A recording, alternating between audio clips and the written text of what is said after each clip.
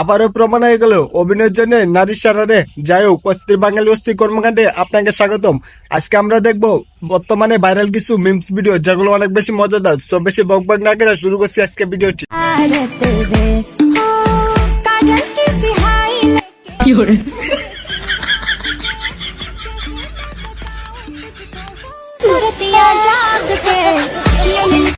মেয়েদের লক্ষ্য একদিকে আর মেয়েরা যায় একদিকে। কেমনে?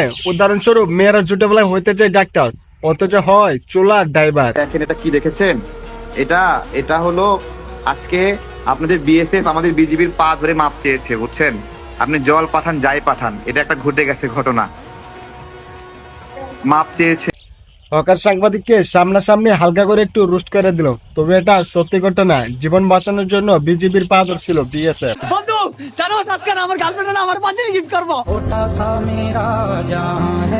আমার বন্ধুর গার্লফ্রেন্ডে বন্ধুরে পাঞ্জাবি গিফট করবো। ওটা বন্ধুর গার্লফ্রেন্ড, ওটা বন্ধুর মা। চারপাশে যখন ফাজিল বন্ধু থাকে, লে বাকিটা ইতিহাস। বন্ধুর গার্লফ্রেন্ড বন্ধুরে গিফট দিব, অথচ বন্ধুর গার্লফ্রেন্ডকে বন্ধুর মা বানা দিল। তবে আঙ্কের কোনো টেনশন নাই, আঙ্কের বন্ধুও নাই, গার্লফ্রেন্ডও নাই, কোনো গিফটও নাই।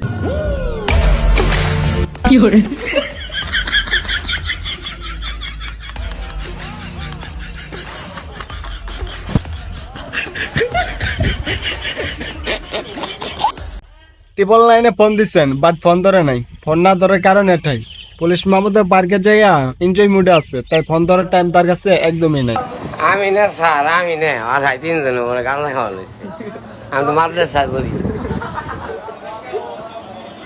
চাচার কথা শুনে বুঝে যাইতেছে চাচা মোটেও সবজি খায় নাই। চাচা তো মাদ্রাসার ছাত্র, এমনটা করতেই পারে না। তবে চাচার ডায়লগ পুরাই ভাইরাল, পুরা বাংলাদেশের মানুষ এখন তারই চিনি।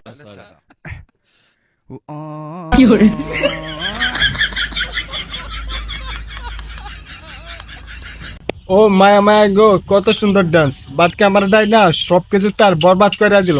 কত সুন্দর ডান্স দিতেছিল, কতটা এনজয় মুডে ছিল সে। তো সুন্দর ছেলে পছন্দ আমার, মানে দেখতে সুন্দর হবে। আমার রিলেশন ছিল জুনিয়র ছেলের সাথে, আমার এক্স জুনিয়রই ছিল আমার। সেরা সেরা সেরা, মানে কি ধরো ওদের মানে যা বলবো তাই করবে, মানে বেস্ট, আমার লাইফের বেস্ট এক্স। ও রিলেশনের পরে জানতে পারলাম যে ও আমার জুনিয়র। ভাবছিলাম ব্রেকআপ করে ফেলবো, কিন্তু পরে যখন দেখলাম যে না, আসলে সিনিয়র ছেলে থেকে জুনিয়র ছেলে বেটার, মানে বেটার আর কি, মানে ডেট করা বেটার।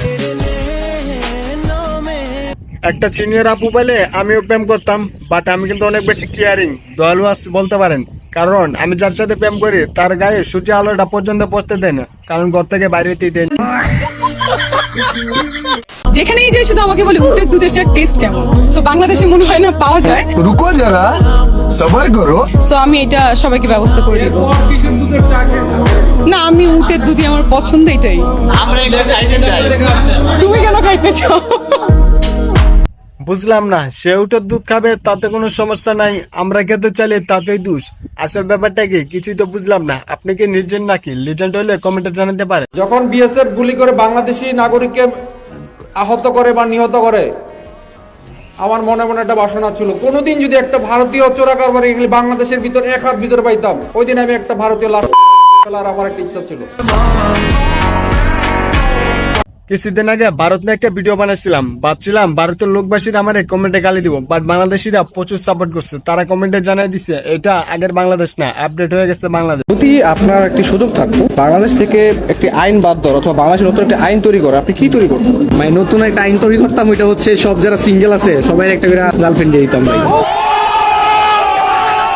আপনাকেও আমি সেম প্রশ্ন করলাম, কোন আইনটা পাস করতাম? কমেন্টে জানাতে পারেন। আর ভিডিওটি ভালো লাগলে অবশ্যই ভিডিওতে একটা লাইক করে